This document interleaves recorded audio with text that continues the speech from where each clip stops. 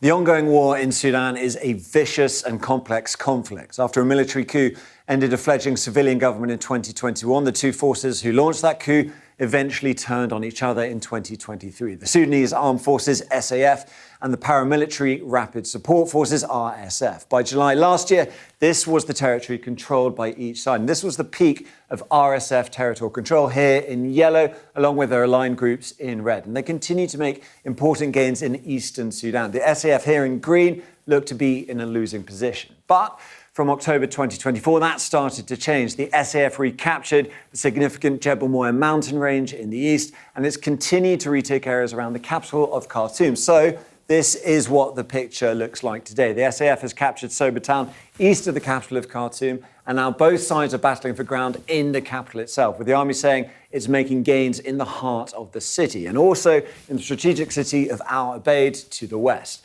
Now, these maps are bloodless tracings of each side's areas of control. But as they've expanded and shrunk, they've brought untold death and misery for the civilians caught inside them. ACLED, Armed Conflict Location and Event Data, an NGO, has recorded at least 28,000 people dead. And that's probably an extremely conservative figure based on reported deaths. Academics have estimated the true toll may be as high as 150,000 dead in less than 2 years of war. And this breaks down how people are being killed. And on the top here in the dark red, you see battles, explosions, and remote violence in that bright red. But here, violence against civilians. That has been a steady, steady toll throughout all this months of fighting. And those left alive have scrambled to flee the shifting battle lines. The latest UN data suggests that 12.8 million people have been displaced. That's more than a fifth of Sudan's population. 5 million of them are children.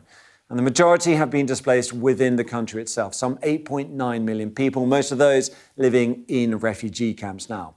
Hundreds of thousands of people have fled into neighbouring countries or returned home in adverse circumstances. And you can see where they've gone here: Chad taking a lot, South Sudan, Ethiopia, Egypt, more than 1 million people, and Libya as well. So this is a war whose effects are spilling across borders. The brunt, though, is being borne by the Sudanese people.